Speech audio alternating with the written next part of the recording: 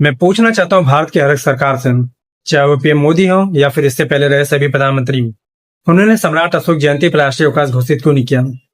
वह भारतीय सम्राट जिसे पूरी दुनिया जानती है, जिस भारतीय राजा की वजह से अखंड भारत की पहचान होती है, वह राजा जिससे चीन तक भी डरते थे हम, जिसके शिलालेख और अभिलेख चीन तक भी मिलते हैं।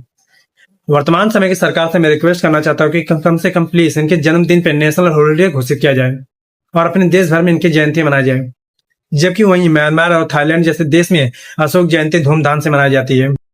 आज सम्राट अशोक की जयंती है, तो इस पर हम विस्तार से बात करेंगे। जिनका जन्म 304 ईसा पूर्व पाटलिपुत्र में हुआ था। वे सम्राट बिंबिसार के पुत्र और मौर्य साम्राज्य के संस्थापक चंद्रगुप्त मौर्य के पोते थे। वीरता और बुद्धि के लिए प्रसिद्ध थे। 269 ईसा पूर्व में उनका राज्याभिषेक हुआ था। कहा जाता है कि अपने राज्याभिषेक के 8वें साल 261 ईसा पूर्व में उन्होंने कलिंग का युद्ध लड़ा था, जो कि आज को उड़ीसा मौजूद है। इस युद्ध की लड़ाई में लगभग 1 लाख से ज्यादा लोग मारे गए थे और लगभग 1.5 लाख से ज्यादा लोग बंदी बनाए गए थे। जब युद्ध शांत हुआ था तो सम्राट अशोक उस जगह का परिकलन कर रहे थे। जो लोग जिनके हाथ पैर कट गए थे सम्राट अशोक को देख के इस तरह भाग रहे थे जैसे कि उन्होंने किसी यमराज को देख लिया हो।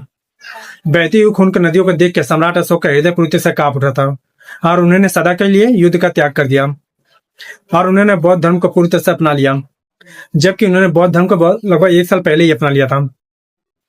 उन्होंने बौद्ध धर्म का पूरी दुनिया में प्रचार प्रसार किया। उन्होंने अपने जीवन काल में तकरीबन 84,000 से ज्यादा बुद्ध की मूर्तियां और उनके शिलालेख और अभिलेख लिखवाए थे। उन्होंने अपने बेटे और बेटियों को लगभग श्रीलंका भेजा, वहां पे बौद्ध धर्म का प्रचार प्रसार करने के लिए। शांति और अहिंसा के संदेश पूरी दुनिया में देने के फैलाने के बाद उन्होंने 232 ईसा पूर्व में मगध की राजधानी पाटलिपुत्र में इस महान सम्राट की मृत्यु हो जाती है। भले ही सम्राट अशोक हमारे बीच में नहीं है, लेकिन उनके द्वारा दी गई अहिंसा परमो धर्मो की सीख आज भी जीवित है। एक सच्चाई यह भी है कि भारतीय इतिहास में लगभग 1800 ईस्वी से पहले तक लगभग 2000 सालों तक इनके पूरे इतिहास को पूरी तरह से दबा दिया गया था।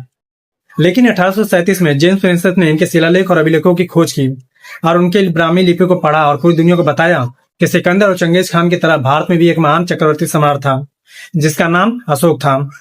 और उन्होंने पूरी दुनिया को बताया कि एशिया के लगभग बहुत से बड़े भूभाग पर मौर्य साम्राज्य का कब्जा था, जिसकी वजह से आज पूरी दुनिया सम्राट अशोक को जानती है।